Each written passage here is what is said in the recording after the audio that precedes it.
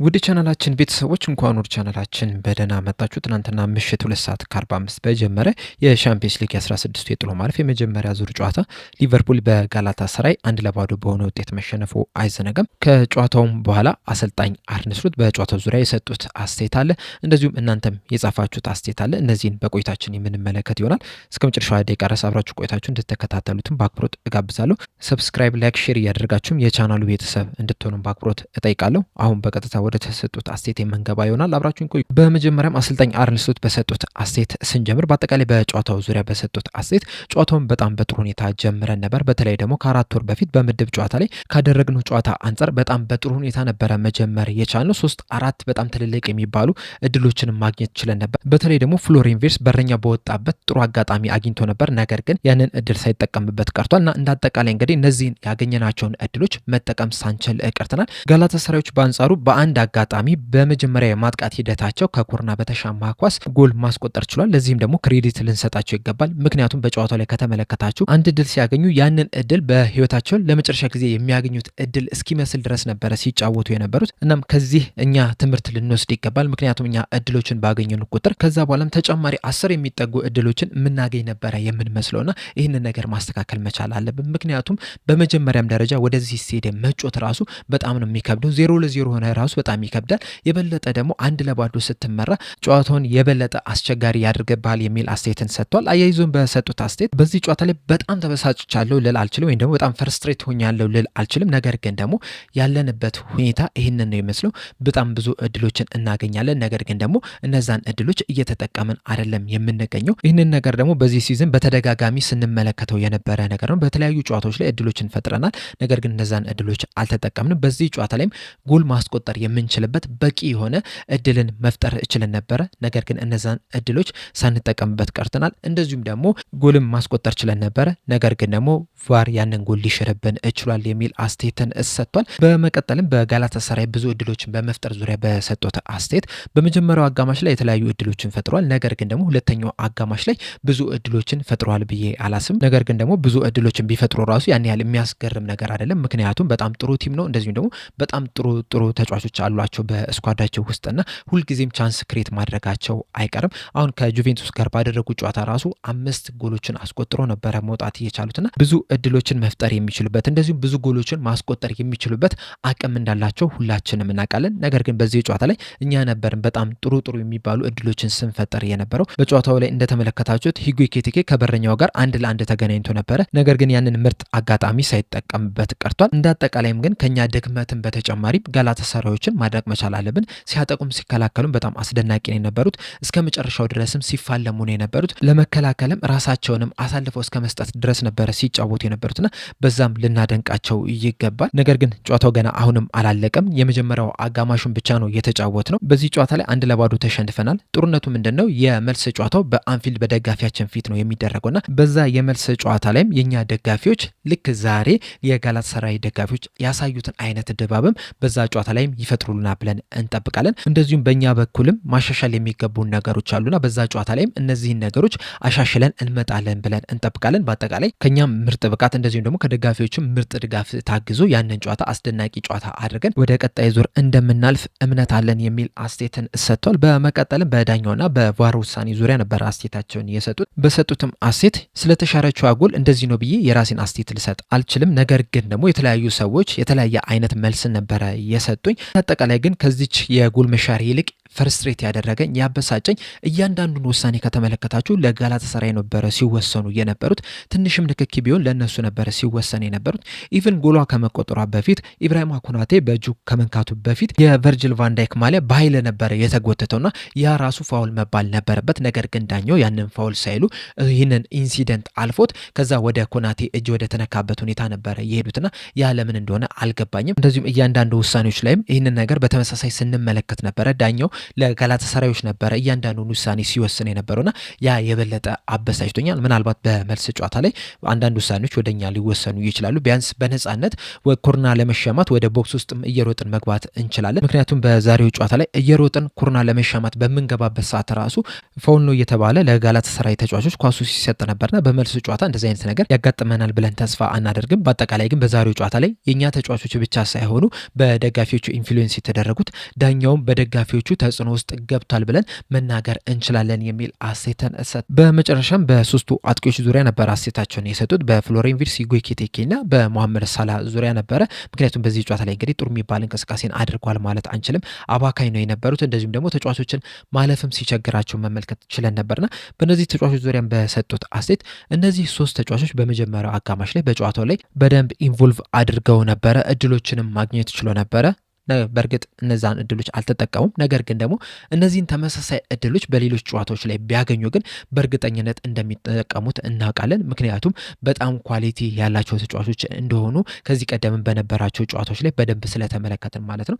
ነገር ግን በዚህ ጨዋታ ላይ እነዚህን ያገኟቸውን እድሎች ሳይጠቀሙበት ቀርተው ጎል ሳናስቆጠር ወጥተናል። በስተመጨረሻም ተሸንፈን ልንወጣ ችለናል። በመልሱ ጨዋታ ላይ ግን ከዚህ የተሻለ ብዙ እድሎችን እንፈጥራለን ብለን ተስፋ እናደርጋለን። ከዛ እነዚህንም እድሎች እነዚህ አጥቂዎች ወደ ግብነት ይቀይሩታል፣ አሸንፈንም እንድንወጣም ይረዱናል የሚል ከፍተኛ እምነት አለን የሚል አስተያየትን ሰጥቷል። በአጠቃላይ አሰልጣኝ አርነ ስሎት የሰጡት አስተያየት ይህንን ይመስል ነበር። በመቀጠል እናንተ የሰጣችሁትን አስተያየት ነው የምንመለከተው። በመጀመሪያው ሊያል መሐመድ የሰጠው አስተያየት ስንጀምር በዚህ ሲዝን በጣም ስልችት ያለኝ የምንዋዥቀው ነገር ነው፣ በቃ አልጨበጥ ወይም አልገመት ያለ ቡድን ነው እየሆነ የሚገኘው የሚል አስተያየትን ሰጥቷል።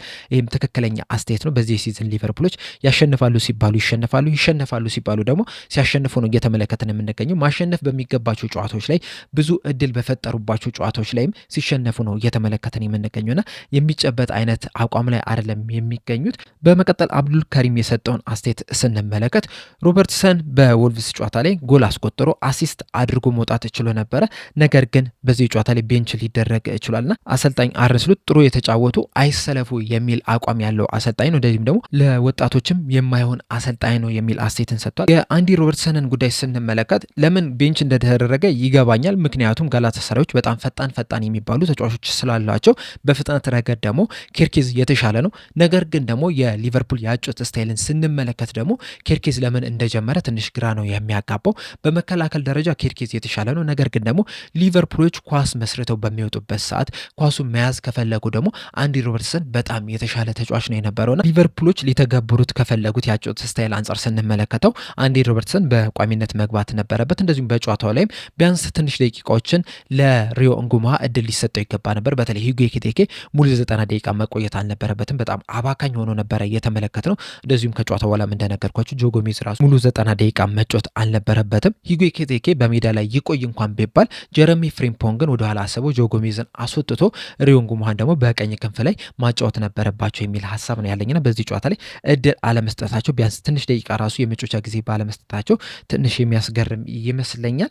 በመቀጠል ዳዊት የሰጠውን አስተያየት ስንመለከት ፍሎሪያን ቪርትዝ ዛሬ በጣም ነበረ ያናደደኝ የሚል አስተያየት ሰጥቷል። አዎ ጥሩ የሚባል እንቅስቃሴን ማድረግ አልቻለም። ያገኘውንም እድል አልተጠቀመበትም። ሲጀምርም ጨዋታውን ራሱ በቋሚነት መጀመር ነበረበት ብዬ አላስብም። ነገር ግን አሰልጣኙ አስጀምረውታል። በጣም የወረደ አቋምም ሊያሳየንም ችሏል። ፍጹም በሰጠው አስተያየት ደግሞ እኔ በቃኝ ብሏል። እያሱ በሰጠው አስተያየት እኛ አንጫወት ስንል ነው እነሱ የተጫወቱት፣ እንደዚሁም ደግሞ በጨዋታው ላይ እነሱ ጨዋ ነው የነበሩት። በዚሁም ለቀጣይ ጨዋታም የቢጫ ካርድ አድቫንቴጃችንን ልንጠቀም ይገባ ነበረ። ምክንያቱም በጨዋታው ላይ 7 የሚደርሱ የጋላታሳራይ ተጫዋቾች ቢጫ ካርድ ነበረባቸው። በስተመጨረሻ ግን አንድ ተጨማሪ ቢጫ ካርድ ማግኘት የቻለው ሳንቼዝ ብቻ ነውና በቀጣይ ጨዋታ ላይም ሳንቼዝ የሚኖር አይሆንም። በዚህ ጨዋታ ላይ ምናልባትም በጣም ብናስጨንቃቸው ኖሮ ተጨማሪ ተጫዋቾች ቢጫ ካርድ ያገኙ ነበር። ተጨማሪ ተጫዋቾችም ሊቀጡ የሚችሉበትም እድል ሊኖራቸው ነበር። ነገር ግን ያንን ሳንጠቀምበት ቀርቷል። እንደዚሁም ተጨማሪ ጎል ባለማስተናገዳችንም እድለኞች ነን የሚል አስተያየትንም ሰጥቷል። ሀረግ በበኩሏ በጣም አዝኛለሁ። ጎሜዝም ከራሱ ጋር አልነበረም የሚል አስተያየትን ሰጥታለች። ምናልባትም በቅርብ ጊዜያቶች የጆ ጎሜዝ መጥፎ የሚባል እንቅስቃሴ ነው ትናንትና ማድረግ የቻለው።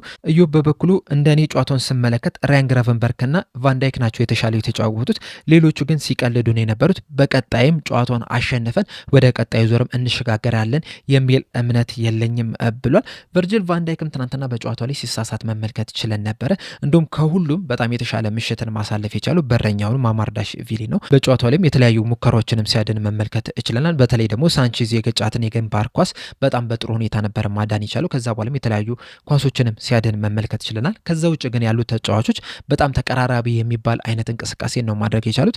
ግራቨንበርክ በተለያዩ አጋጣሚዎች ድሪብል እያደረገ ሲያልፍ መመልከት ችለናል። በዛም እንግዲህ ፋውል ሲሰራበትም የተመለከትንበትም አጋጣሚዎች አሉ። ሌሎቹ ግን በጣም አባካኝ ሆኖ ነበረ ማምሸት የቻሉትና ይህንን አባካኝነታቸው የማይቀንሱ ከሆነ በቀጣይ ጨዋታ ላይም አሸንፈው ያልፋሉ ማለት ትንሽ ያስቸግራል።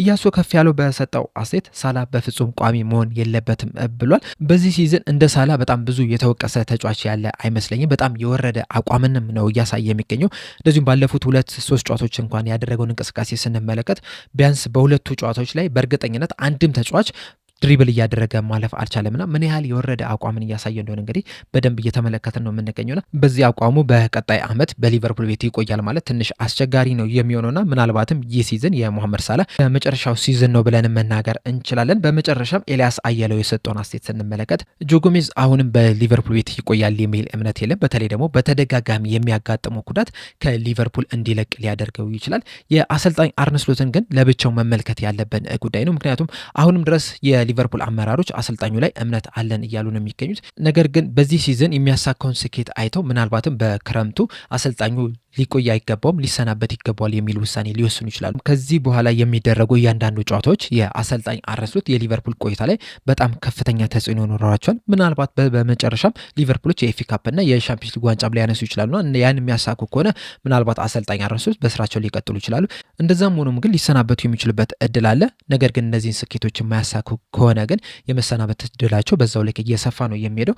በአጠቃላይ ግን በአሰልጣኝ አርነ ስሎት ቀጣይ ቆይታ ላይ አንድ ፕሮግራም መስራት አይቀርም። በተለይ ደግሞ ከቀጣይ ሳምንት በኋላ የሊቨርፑል የሻምፒዮንስ ሊግ ሁኔታውን ተመልክተን አንድ ፕሮግራም ይዤላችሁ የምመጣ ይሆናል። ለአሁን ግን የተሰጡት አስተያየቶች እነዚህን ይመስሉ ነበረ።